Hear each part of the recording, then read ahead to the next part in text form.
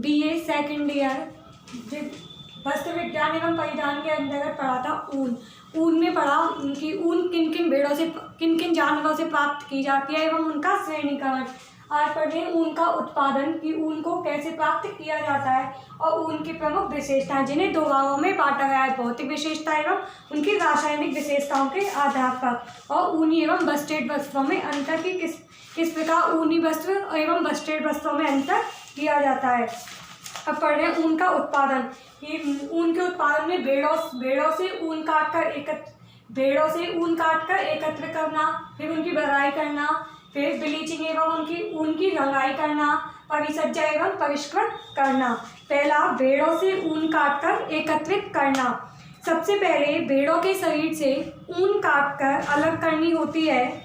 ऊन काट कर उतारने का कार्य प्रदेश विशेष की जलवायु पर निर्भर करता है। भारत में ऊन की कटाई वर्ष में 2 बार की जाती है, पहला मार्च में और दूसरी सितंबर में। कहीं कहीं ऊन की कटाई वर्ष में 3 बार भी की जाती है। इस तरह अमेरिका में अप्रैल में व मई में, इंग्लैंड में जुलाई में व ऑस्ट्रेलिया में सितंबर में ऊन की कटाई की जाती है। ऊन की कटाई से पूर्व भेड़ों को पहले साफ पानी से नहलाया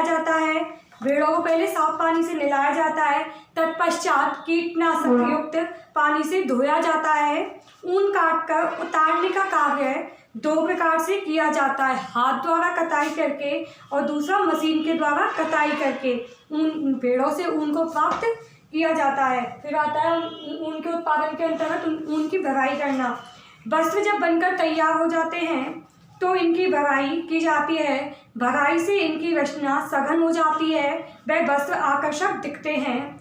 भराई के लिए तैयार जो वस्त्र उनको साबुन युक्त गर्म पानी में दबा कर धुलाया जाता है, जिससे रेशे की आपसी दूरी कुछ कम हो जाती है तथा ये आपस में फंसकर एक दूसरे से सट जाते हैं। साथ ही वस्त्र को जितना सुखड़ा जाता है, इस प्रकार नमी, गर्मी एवं दबाव का हल्का सा प्रभाव डाल करके ठंडे पानी में धोने की क्रिया ही फुलिंग कहलाती है। फिर आता है ऊन के उत्पादन के अंतर्गत ही ऊन की ब्लीचिंग एवं ऊन की रंगाई करना।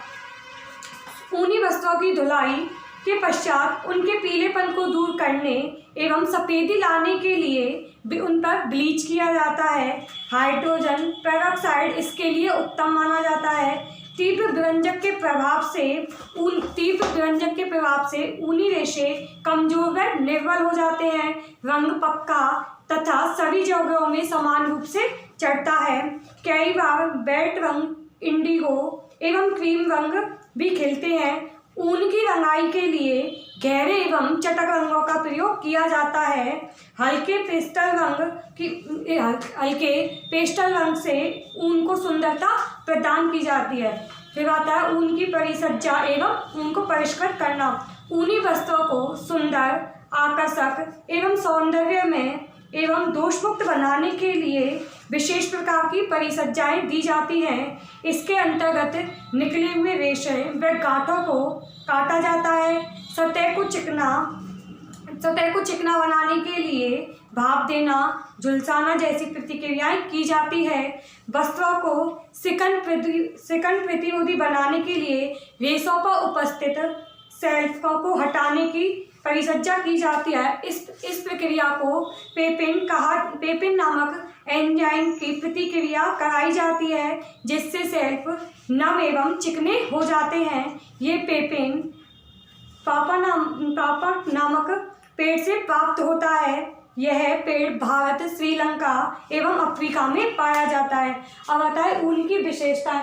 ऊन की विशेषताओं को 2 भागों में बांटा गया है, भौतिक विशेषताएं और रासायनिक विशेषताएं। भौतिक विशेषताओं के अंतर्गत संगठन, सूक्ष्मदर्शीय संरचना, व्यास, लंबाई, चमक, रंग, मजबूती, प्रतिस्कंदता, आर्द्रता और सिकन प्रतिरोधी, सफाई एवं ऊन की धुलाई, धूप एवं प्रकाश का प्रभाव आदि। भौतिक विशेषताओं के अंतर्गत रासायनिक विशेषताओं के अंतर्गत अम्ल का प्रभाव, क्षार का प्रभाव, रंगों का प्रभाव, ब्लीच का प्रभाव आदि।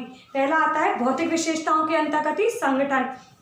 ऊन का रेशा प्रोटीन का रेशा, ऊन का जो रेशा होता है वह प्रोटीन का रेशा होता है। यह एक ऐसा रेशा है जिसमें कार्बन, हाइड्रोजन, ऑक्सीजन एवं नाइट्रोजन के अतिरिक्त सल्फर भी पाया जाता, ऊन के अंतर्गत सल्फर भी पाया जाता है। ये सभी तत्व आपस में मिलकर कैरोटीन नामक प्रोटीन का निर्माण करते हैं। इसमें कार्बन, ऑक्सीजन, हाइड्रोजन, नाइट्रोजन एवं सल्फर का प्रतिशत निम्न प्रकार से होता है। ऊन के अंतर्गत कार्बन का प्रतिशत 49%, ऑक्सीजन का 24%, नाइट्रोजन का 16%, हाइड्रोजन का 7% तथा सल्फर का 4% तक होता है। इसके बाद भौतिक विशेषताओं के अंतर्गत सेकंड आता है सूक्ष्मदर्शी संरचना।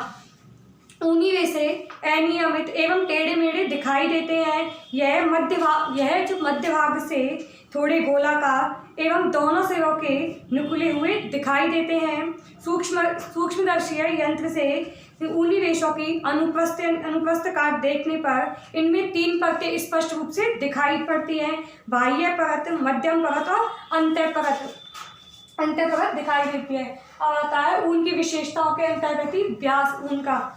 ऊनी रेशों का औसतन व्यास 0.0005 से 0.0015 इंच का होता है। अतः यह अन्य सभी प्राकृतिक जो रेशे हैं जैसे कपास, लिनन, रेशम आदि से मोटे होते हैं। ऊनी रेशों का व्यास जितना कम होगा वह उतना ही महीन एवं उत्कृष्ट कोटि का होगा। मोटे रेशे होते हैं वह निम्न कोटि के अंतर्गत आते हैं।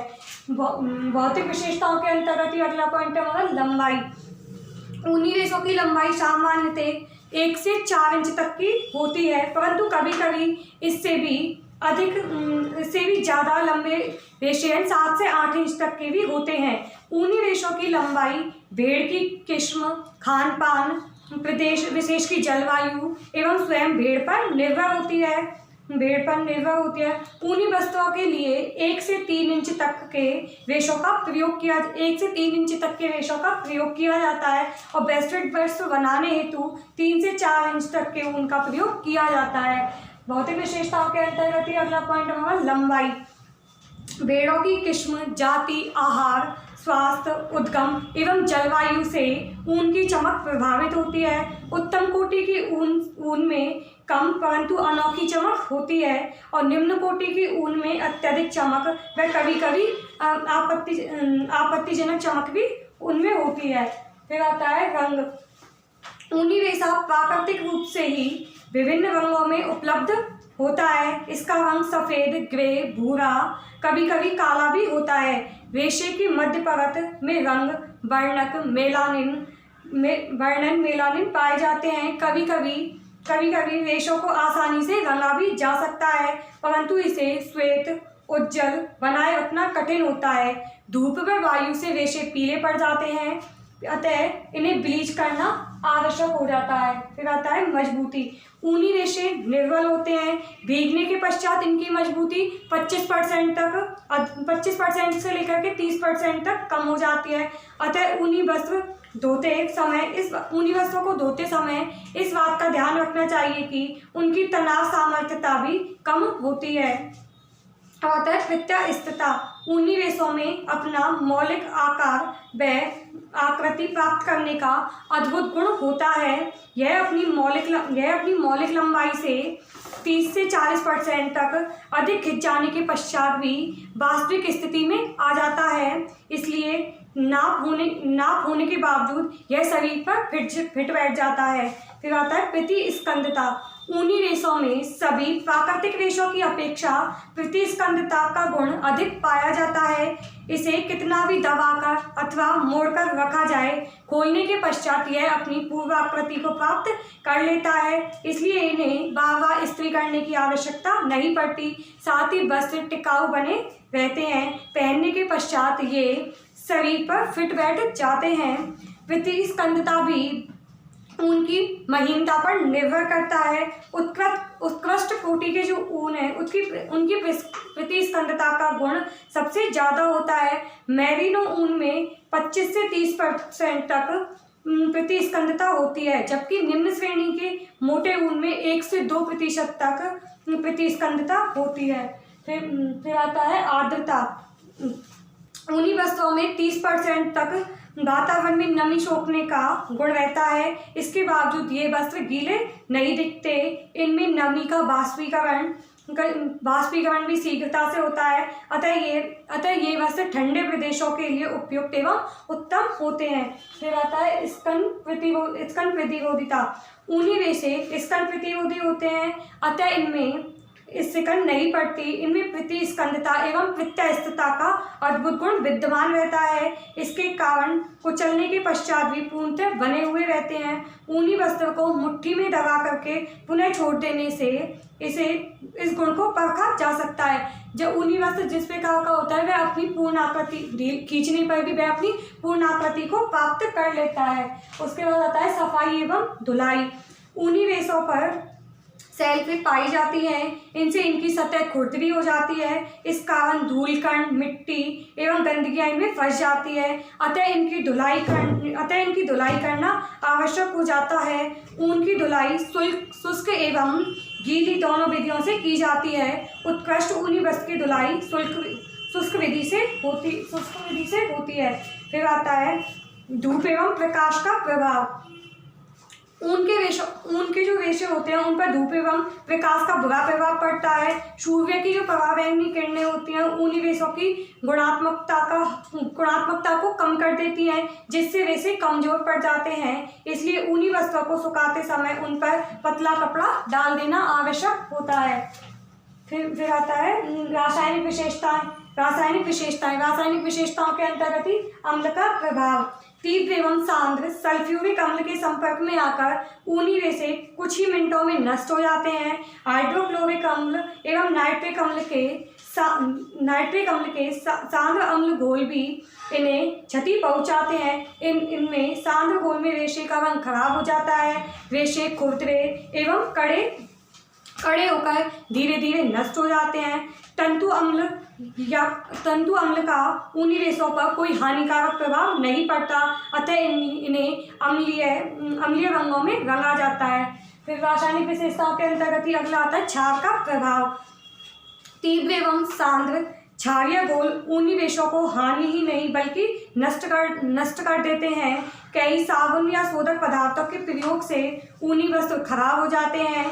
रोए कड़े एवं मोटे हो जाते हैं, रंग खराब हो जाता है। सफ़ेद ऊनी वस्त्र पीले पड़ जाते हैं, वह उनका प्राकृतिक सौंदर्य नष्ट हो जाता है। इसलिए ऊन की धुलाई नरम, मृदु एवं उदासीन साबुन से की जानी आवश्यक हो जाती है। फिर आता है रासायनिक विशेषताओं के अंतर्गत ही रंगों का प्रयोग या रंगों का प्रभाव। अम्लीय रंगों के प्रति ऊनी रेशों का बहुत गहरा सौंदर्य होता है। इसे क्षारीय, बैट रंग आदि रंगों से भी रंगा जाता है। इस पर समान रूप से पक्के रंग ऊनी रेशों पर समान रूप से पक्के रंग चढ़ते हैं। उसके बाद होता है रासायनिक विशेषताओं के अंतर्गत ही विरंजक का प्रभाव। तीव्र विरंजक जैसे हाइपोक्लोराइड का ऊनी रेशों पर क्षतिकारक प्रभाव पड़ता है। रेशे नष्ट हो जाते हैं, इनका रंग खराब हो जाता है। अतः ऊनी रेशों को विरंजित करने व सफ़ेदी लाने हेतु हल्के विरंजक पदार्थ जैसे हाइड्रोजन पेरोक्साइड का उपयोग करना चाहिए। दाग धब्बे छुड़ाने हेतु सोडियम पेरोक्साइड एवं पोटेशियम परमैंगनेट आदि का प्रयोग करना आवश्यक होता है, परंतु प्रयोग के पश्चात तुरंत अच्छी प्रकार से साफ पानी से इन्हें धो लेना चाहिए ताकि विरंजक का प्रभाव समाप्त हो जाए। इसके बाद आता है पसीने का प्रभाव। ऊनी वस्त्रों को अगर पसीने युक्त बिना धोए ही संग्रहित करके रखा जाता है तो इन पर बुरा प्रभाव पड़ता है। लगातार पसीने के संपर्क में आकर के वस्त्र जम जाते हैं, रंग भी खराब हो जाता है। अगर पसीने की प्रकृति क्षारीय है तो ऊनी रेशे निर्बल या कमजोर हो जाते हैं और अम्लीय प्रकृति वाले पसीने का कोई हानिकारक प्रभाव ऊनी वस्त्रों पर नहीं पड़ता है। ये तो वस्त्रों का उत्पादन और वस्त्रों की प्रमुख विशेषताएं। वस्त्रों की विशेषताओं को दो भागों में बांटा गया था, भौतिक विशेषताएं और रासायनिक विशेषताएं। भौतिक विशेषताओं के अंतर्गत संगठन, सूक्ष्मदर्शी उनकी संरचना, ऊनी वस्त्र का व्यास, लंबाई, चमक, रंग, मजबूती, प्रतिस्कंदता, आर्द्रता, सिकन प्रतिरोधकता, ऊनी वस्त्र की सफाई एवं धुलाई एवं धूप एवं प्रकाश का प्रभाव। भौतिक विशेषताओं के अंतर्गत रासायनिक विशेषताओं के अंतर्गत अम्ल का प्रभाव, क्षार का प्रभाव, रंगों का प्रभाव, ब्लीच का प्रभाव एवं पसीने का प्रभाव।